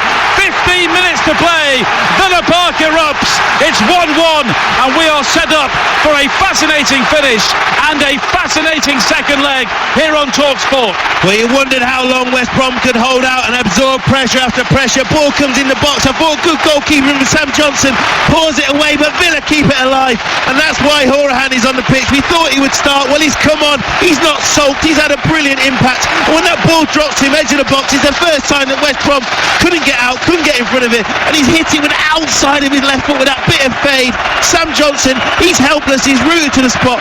What a goal. Game on, the whole end erupts, and North Stand, and wow, listen to that noise. But what a strike with Conor Horahan. Now what do West Brom do? Do they just try and take the 1-1? Do Villa go for the jugular? But what a goal from Conor Horahan, and brilliant management from Dean Smith to know he had to change something and get a motivated player on there. Now Gale chasing a long ball forward at the other end, and he was challenging Steer in the air, but the goalkeeper came out 15 yards and took the... And listen to the noise now as Twanzebe plays it infield towards Horahan. And he's just looked a bit busier than Glenn Whelan, and people will make the contrast between Whelan's error and Horahan's goal, but it was the sort of change which had to be made, as Andre Green has been caught off the ball here as he nutmegs Kieran Gibbs, and it will be a free kick on this near side for Aston Villa, who are now pushing for the winning goal. Of course, no away goals in the playoffs, but they can sense this could be their time here and now. Oh yeah, when you get that shifting momentum, you get that, that real push. You want to get the second. You've seen Aston Villa do it. We were here when they were 3-0 down against Sheffield United. People are gone. Yeah, and then they came back, 3-3 and get back into it. So they know that when they get one, they can go and get another, attacking that whole end. But this is where the West Brom players who defended so many balls coming into the box had to keep sticking to their job, show their experience and not fold. But really good position for Aston Villa, dangerous position. Big guns are up. Let's see what happens. Horahan and Grealish are over the free kick. Horahan low into the near post, hacked high into the blue skies by Brunt. It's gathered again by Grealish. Infield towards Horahan. A low cross into the penalty area, looking for Andre Green. It may break to Grealish. He goes down into the challenge, and it's a penalty to Aston Villa. Grealish fell by Gibbs, and this playoff semi-final may have changed course in the blink of an eye. Yeah, it can turn on its head, and we were saying Jack Grealish hadn't been as influential in this game, but with the changes, and especially in the second half, he's got forward more, he's got into those dangerous positions, but he has magic moments for Aston Villa. He gets a ball, he draws a challenge, not many complaints there. Gibbs goes to ground, Graham Scott is on the spot, he points to it, takes his time, brilliant positioning, and now for Tammy Abraham, this could be a massive moment. He scored some important goals for Aston Villa. What a huge moment. Will Sam Johnson be a hero? Big moment, but it's the correct decision for me. Penalty to Aston Villa. Tammy Abraham with 25 league goals for Aston Villa this season. What a crucial moment in the season. Abraham steps up and scores. Low right-footed. Johnson went the wrong way. And just like that, Aston Villa have come from behind to take the lead, and the road to the Premier League has yet another twist for these two old Midlands rivals. It is Aston Villa 2, West Bromwich Albion 1, and all of a sudden it's Villa who look the favourites to win this tie. Yeah, look at these scenes and listen to the noise, but Dean Smith will be saying to his players, concentrate. You know, you've just seen what happened, you've gone down the other end and made it 2-1, but do not let West Brom back into this. You know you've got the quality. But Tammy Abraham, how calm is he? You know, he got all the build at the delay, but he puts the ball on the spot and just strokes it home like it's in training. And Sam Johnson goes the wrong way. Fantastic. And this is why young players get sent out on loan, to experience these big moments, to add value for them when they go back to their parents' clubs or be sold on. But Tammy Abraham, he's worked really, really hard. He's defended in his own box, but crosses coming in, been difficult for him, but he's got his chance. Penalty made by Jack Grealish. Massive moment. But listen to this noise. We have had so much drama in football in this last week, and this story just continues. It goes on and on. Aston Villa 2, West Bromwich Albion 1. And yet again, West Bromwich Albion have had their soft underbelly exposed. Here is Brunt, wide to this near side, and Gibbs, who was also booked before the earlier free kick, just before the penalty. Higazi forced back towards his halfway line, and Villa scoring 2 goals in 4 minutes at a time when they seem to have run out of ideas. Here is Gale coming forward now down the right hand side. Tuanzebe will try and make the challenge, but Gibbs goes back towards Mears, and the crossing though is blocked and headed away by Mings, and it will be a throw-in to West Bromwich Albion on the far side. And their fans now, who for so long were contemplating a first leg lead here, have gone very, very quiet. Murphy though looking to break into the penalty area down the right hand side, but is robbed by Grealish. Grealish infield towards Mings, and he hacks it long downfield for Aston Villa, and Bartley goes back to find Higazi. You're listening to Aston Villa against West Bromwich Albion on TalkSport with McDonald's Fun Football, providing over 5 million hours of fun grassroots football to the UK by 2022. And just listen to this. Well, it's a Premier League stadium. It's been Premier League support from both sets of supporters, but of course only one of these will have the chance of getting into the Premier League, and that's why the remaining 10 minutes here and the second leg are so important. As you say, still 10 minutes, very, very important 10 minutes. Now Tuanzebe heads out the cross from Gibbs on this near side, and it will be a throw-in to West Bromwich Albion. And Dwight Gale not lingering over it this time. His side are chasing the game. Wipes the ball on his blue and white striped shirt, and he'll hurl it in towards that near post area, looking for Bartley, and it's missed. Hooked across the face of goal by Rodriguez. Bartley was in there again. Holgate will now challenge. Was he pushed over? Appeals for a penalty, and Graham Scott says no. No, but bodies were being put on the line. I don't think there was a penalty in there. There were some competitive challenges. Abraham's gone down into head injury, so the game needs to stop, and that's why Tammy Abraham is so good. He's brilliant offensively, but I tell you now, he gets so many blocks and challenges and headers cleared. He's been really, really brave there. He got a shoulder injury away at Bolton, but he's getting a goal. He's waving, saying don't come on, I don't need treatment, but they've called him on. Now he was thinking he was trying to run it down, a bit of gamesmanship, but now he's going to have to go off the pitch. So he was brave, he put his body in the line, but there's a bit of gamesmanship there, because he's trying to now do what the West Brom players are doing, so they can't complain. But I still think Aston Villa, there could be another goal for them here. They have to be careful because they're winning 2-1, but there is another goal for them. They've got the momentum. If they went with a 2-goal lead to the Hawthorns, it would be massive, but still with only 1 goal in it, West Brom has shown they've got the quality on the pitch, that they will believe they're still right in this tie. But what a swing, what a change it's been. But as you say, the support's been brilliant, but I also think the players are showing as well what quality they've got. But this atmosphere is absolutely phenomenal, and these Aston Villa fans and these West Brom fans are really doing their clubs proud. Well, Aston Villa failed to beat any of their playoff rivals during the regular season. 3 draws and 5 defeats against the sides who finished from 3rd to 6th. And of course West Bromwich Albion won here. They were also successful at both Bramall Lane and Carrow Road, 2 Premier League grounds next season. But it's what you do in the playoffs. It's a 3-game season, and really though the trends we've seen this season, Villa showing so much resilience and West Bromwich Albion chucking points away.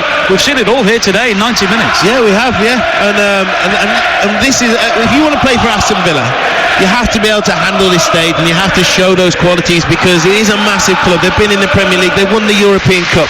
You know, in the Midlands it's probably got the biggest fan base. It has, it's huge.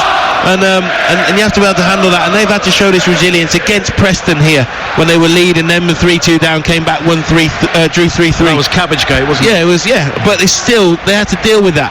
They've had to deal with the Sheffield United moments and some really poor performances, but show bits of quality. So yeah, they haven't beaten those teams up there, but this is the time they're coming in with that real belief. And moments like away at St Andrews has showed what resilience they got. As to West Brom, they got some really quality players. One going off now in Johansson. He's been there and done it though. He knows what it's about. Some quality players here for West Brom. This tie is still very finely poised, but I think Aston Villa, if I was them, I'd be looking to try and get that next goal. As for if you look at the other tie, Derby against Leeds have beaten Derby comfortably both times, but I still think that it's going to be very difficult, and both teams are coming in with different mindsets, so very hard playoffs to call. But I still think going into it, Aston Villa were my favourites, but still got a lot to play for yet. Johansson's gone off, James Morrison has come on in the cricket. England 2-5-4 for 3 in the 40th over, the second one-day international in Southampton.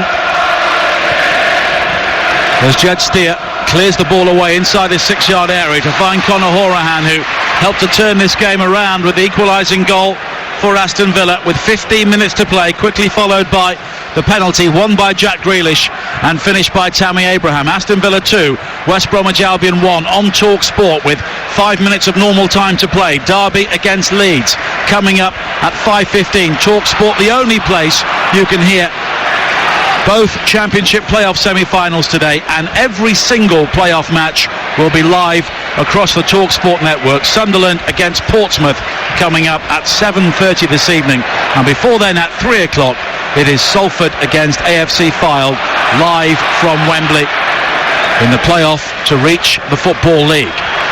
Now Gibbs coming forward for West Bromwich Albion on this near side. Our Premier League countdown comes up at 3 o'clock, looking ahead to the final day as Gibbs is challenged by El Mohammadi, and it will be a throw into West Brom on this near side, and they're pushing on now, looking for the equalising goal in this tie. Of course, no away goals, but it's been such a whirlwind of a second half, you wouldn't back against an equalising goal for them, as Rodriguez plays it wide to the far side, but behind both Murphy and Mears, and it's out of play by the corner flag for a throw-in. And this feels like a one-off tie, doesn't it? It does a bit, but I still felt that when the ball went back to Jed Steer, only Gale pressed him.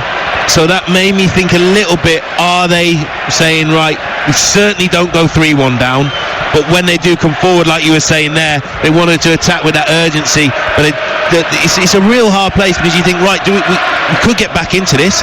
We could go and get 2-2, which makes you that one-off tie, but feeling of the one-off tie. But there's still the instructions will be coming on saying, stay in the tie. Don't forget you've got that game at the Hawthorns. So yes, you can commit bodies forward, but when they get it, we can't be too open, because 3-1, then they really have got an uphill mountain to climb. So it just makes it, decisions to make. Well, they equalised very late at the Hawthorns in the league game to finish 2-2. The hand of Rod. He tried that again in a game I saw against Sheffield United and got booked for it. Here's an opportunity now for James Morrison to break. Early cross into the area, looking for Gale, and it was gathered by Steer, and Gale caught him. Gale's in trouble here. Gale's going off. He's already received one yellow card, and Dwight Gale is going to be sent off, and West Bromwich Albion's day goes from bad to worse. They've collapsed late on to give up a lead. They now trail, and their leading goal scorer will be out of the second leg. Dwight Gale sent off.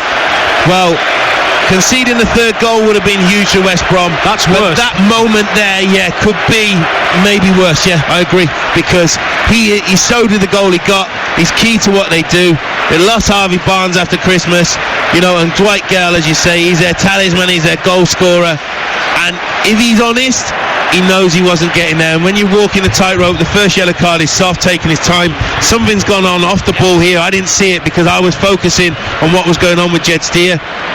He's going to be okay. But Graham Scott, I think he's managed the game well. The big decisions he's got right. That's what I look for in referees. The penalty. Gale booked for time wasting, and that's come back to bite him. It has come back to bite him, and he can't complain because he was taking his time, and whether you call it game management or whatever you want. But then that happened, then he's gone in, and he is late on Jed Steer, and it's a yellow card. It is, and he can't complain. He's going to be disappointed in himself.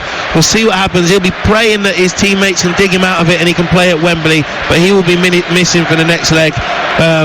But I don't know what's gone on off the ball here. I really Mings is down. He's one player who was down. I can't see who was the other player who was down injured. It's El Ghazi who is injured on the far side. That must have been off the ball in the build-up for that chance. It was Morrison who played the ball in. Jonathan Kodja is preparing to come on, presumably for El Ghazi.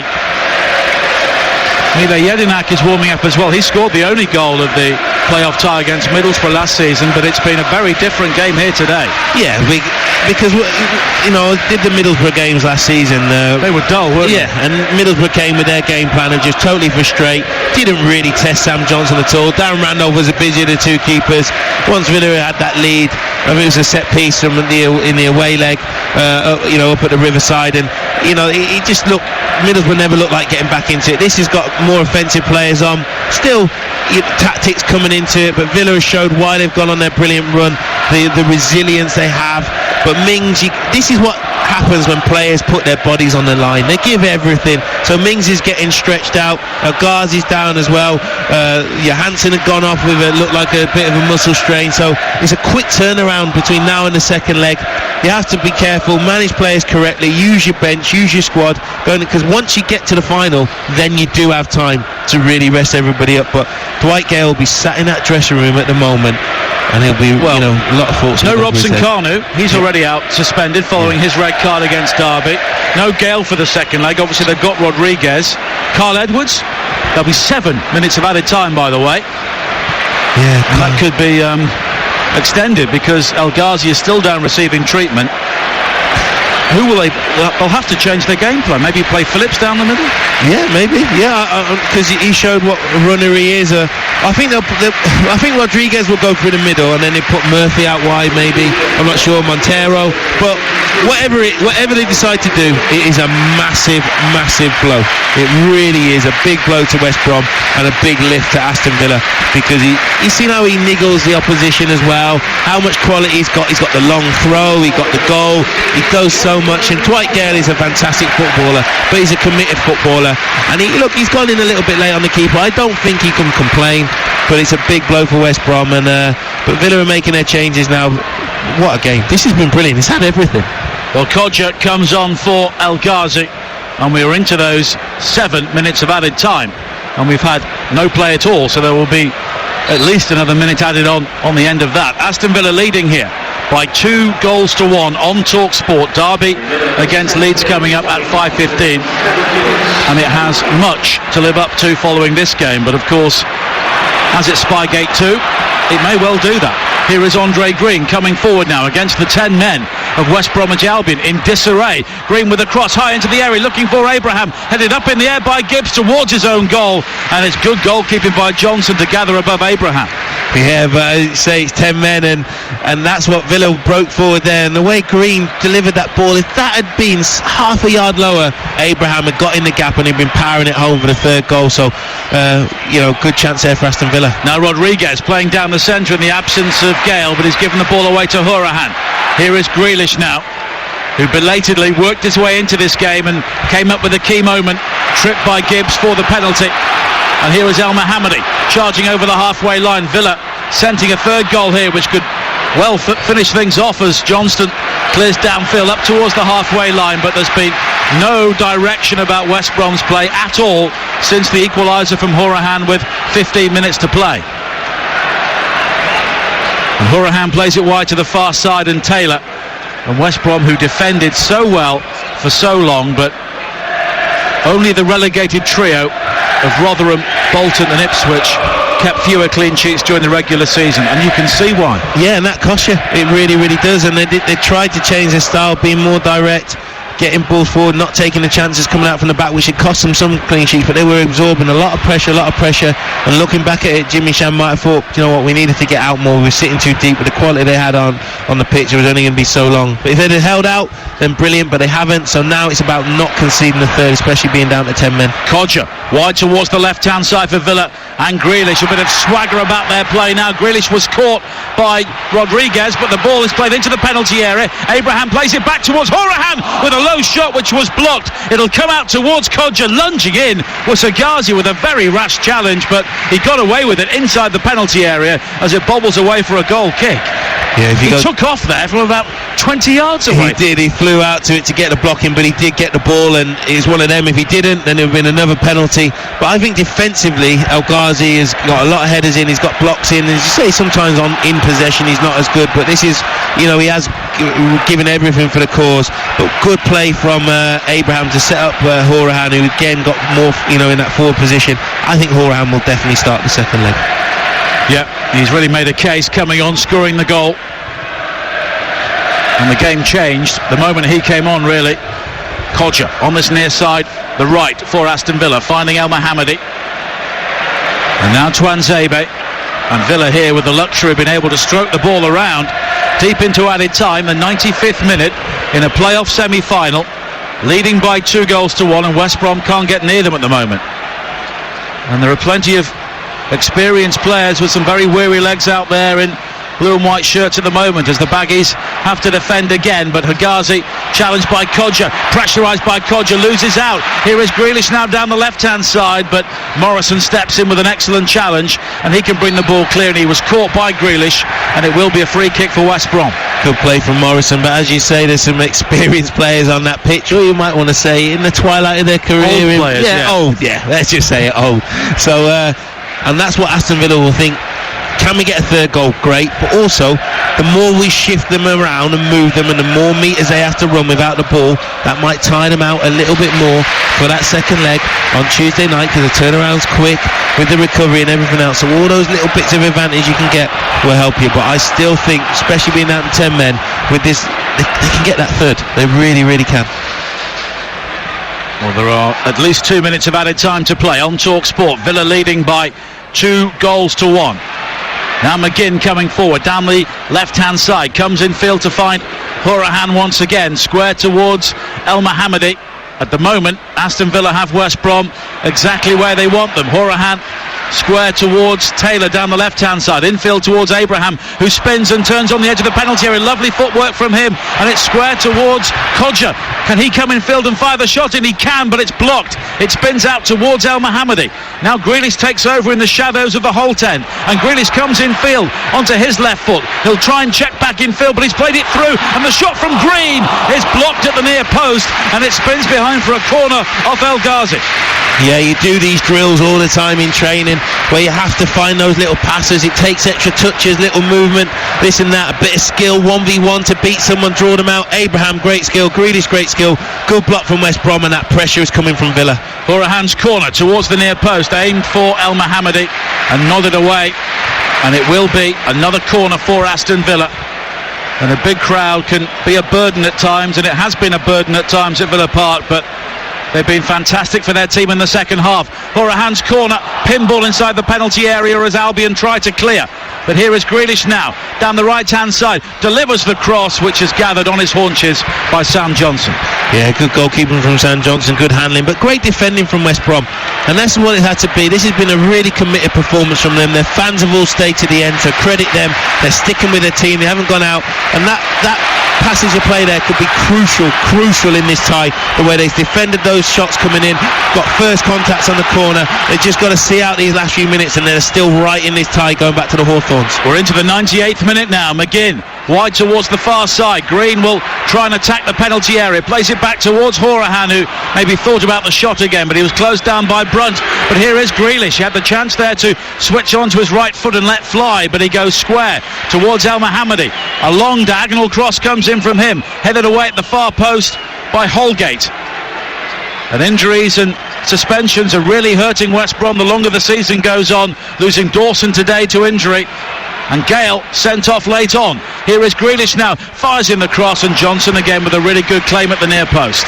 Yeah, good goalkeeping, and that's what you have to do. You have to just manage it through, as you say, injuries, suspensions. Aston Villa, they're getting all their players back at the right time.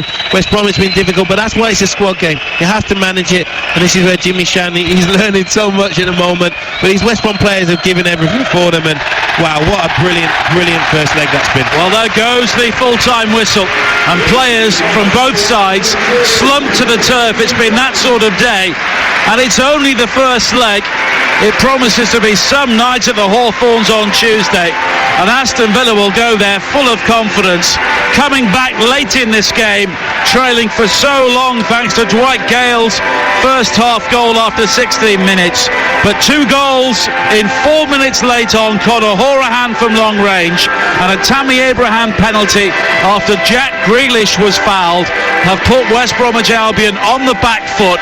Aston Villa are in control, and the late red card for Dwight Gale could have real consequences heading into the game at the Hawthorns. The race for the Premier League is still on for both teams, but Aston Villa at the moment will feel the happier. Full time at Villa Park, Aston Villa 2, West Bromwich Albion 1.